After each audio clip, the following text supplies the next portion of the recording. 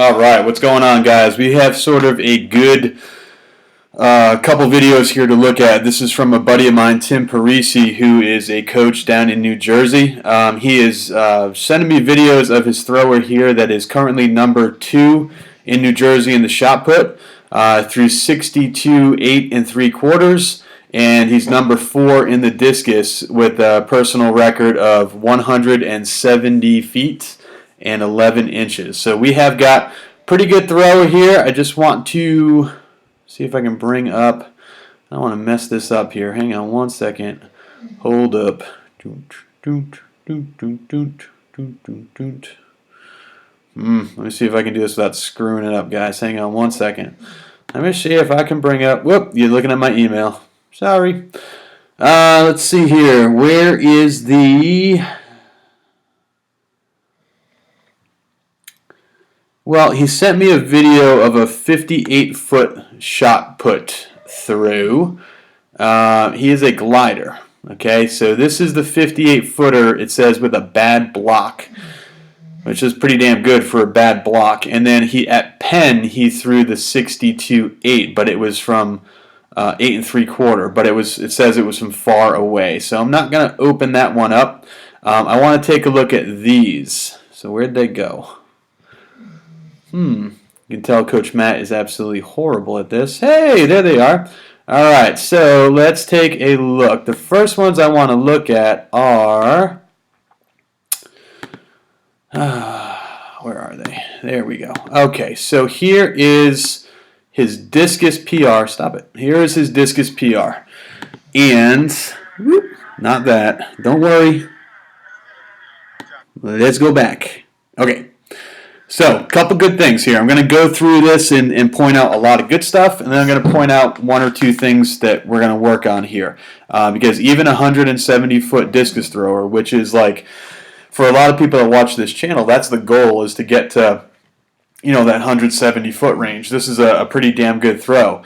This is a pretty elite, in the nation, a pretty elite throw.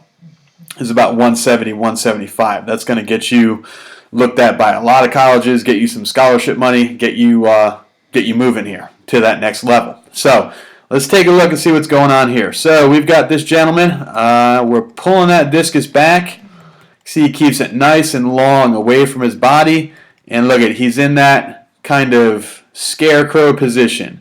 He's got the discus back. He's got it up pretty good. It's not down here by his butt. He's got it up and away from him, pretty close to a 90-degree angle at the armpit. Pulls it back. Camera was a little shaky here, guys, so my apologies. Boom. So arms are nice and straight. We got a straight line from his left hand to the discus. Watch the feet. As the left foot reaches 90 degrees or reaches 9 o'clock, the right foot is off the ground. So we don't have that pirouette ballerina position. Right foot comes off the ground. Right foot comes around. You see, it's nice and long and away from him.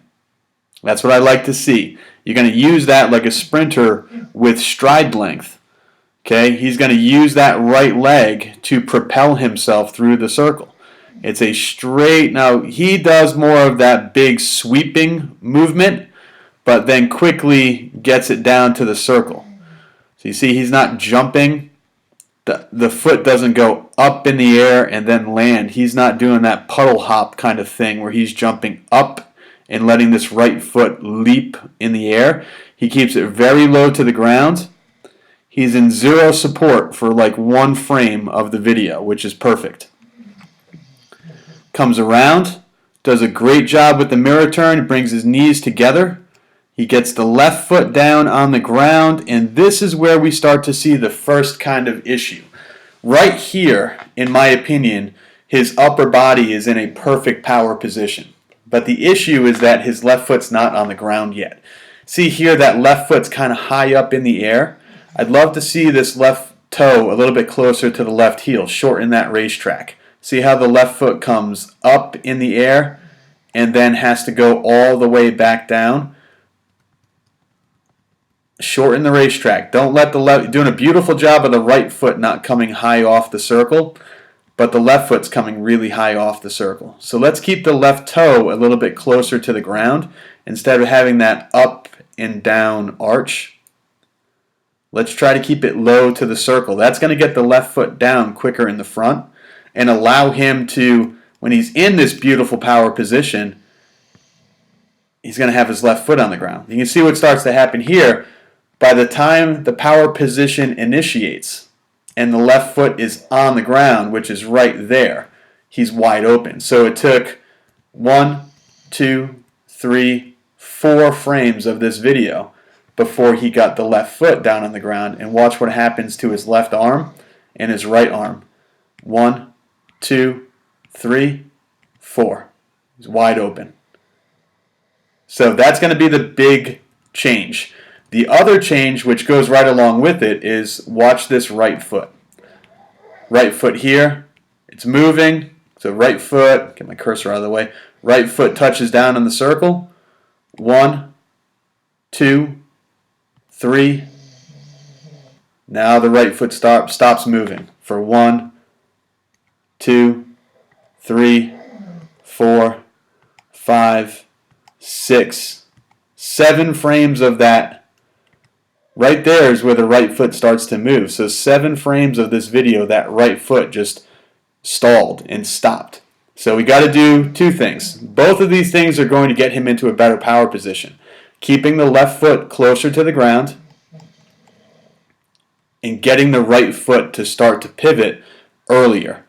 So don't wait for the left foot to touch down before the right foot pivots. Okay? That right there, I mean, for a thrower that's already going 170, that might be 5-6 feet if we can correct that.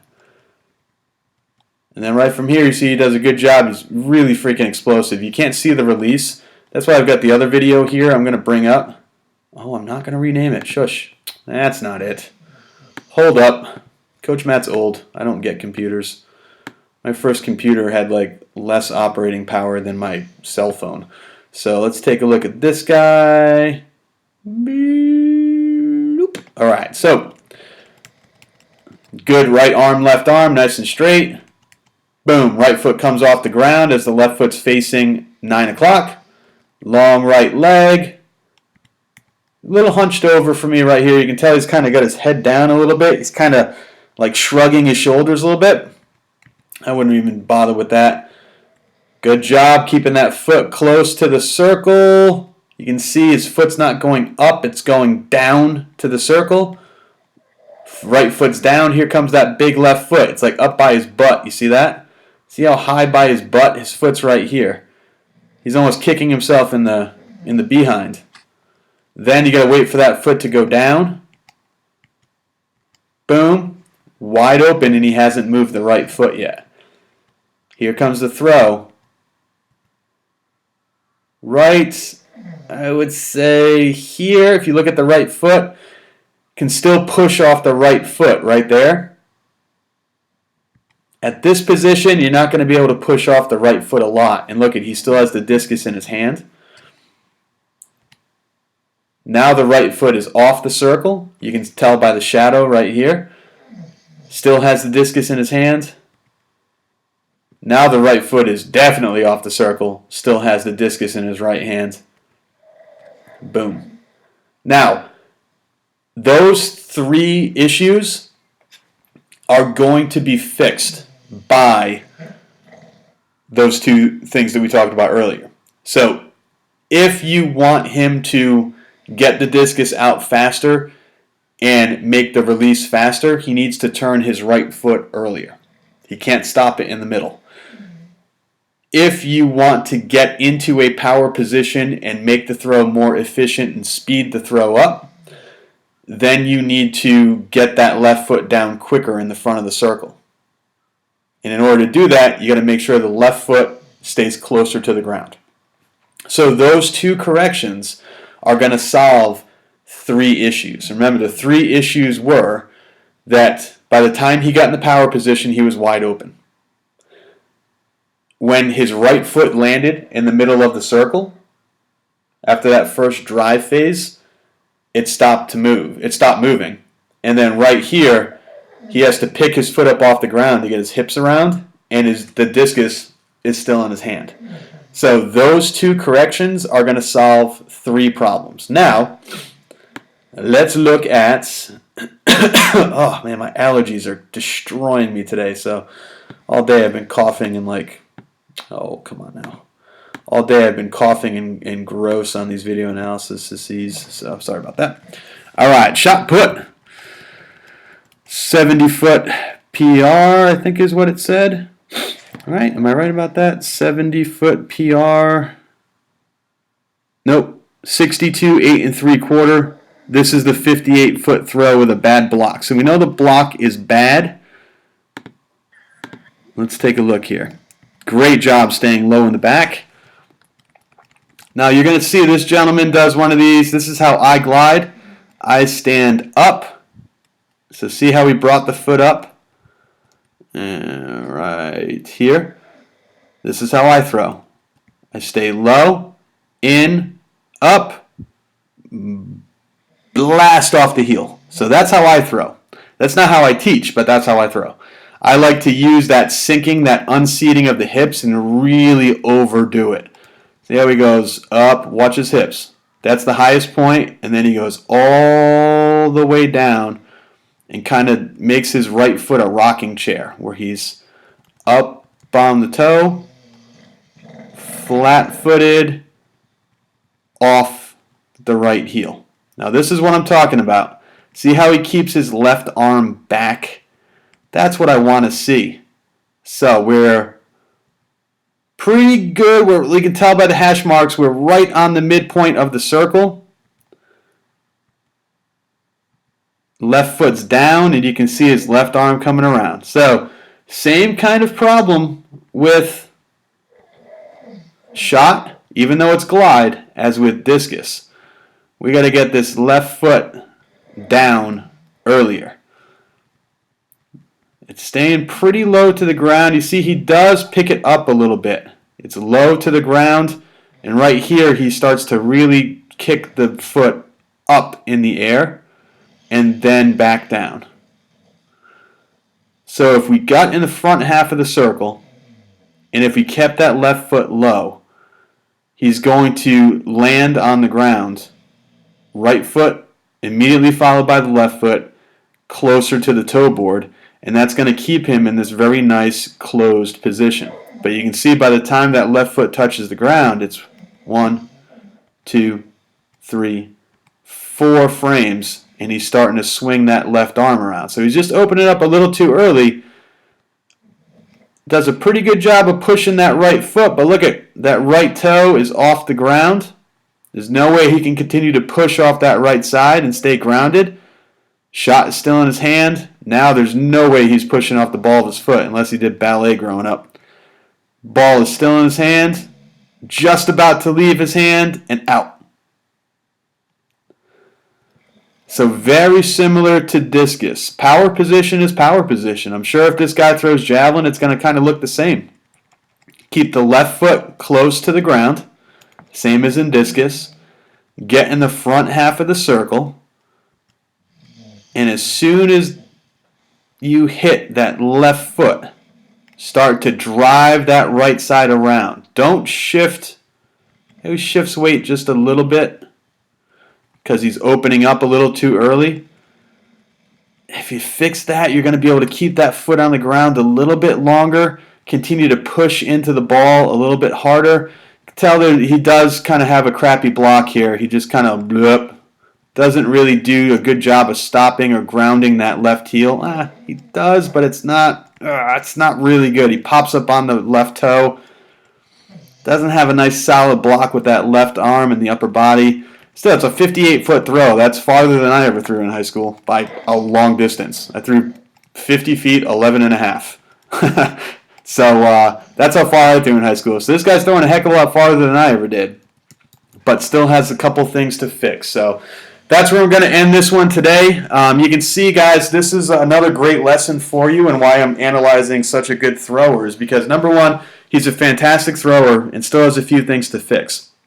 But also, number two, is,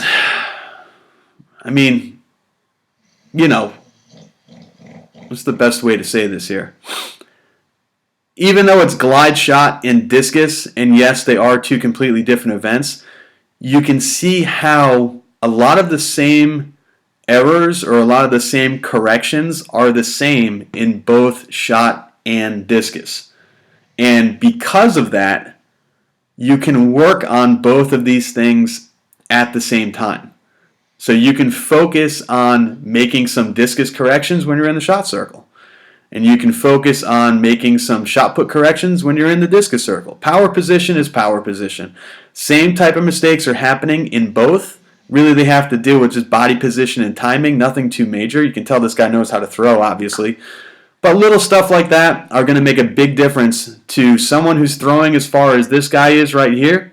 Some small differences like this can easily add 1 to 2 feet onto his shot, and 5 to 10 feet onto his discus just by making a few simple corrections. So keep doing your stuff, guys. Keep working on this. I'm going to do these video analyses for probably another couple days here until our state meets start to start up here. Definitely won't be doing them during the summer, but keep sending in the videos. We'll keep doing them. Hope you guys are having a good rest of your season, making these championship meets, and I will talk to you all soon.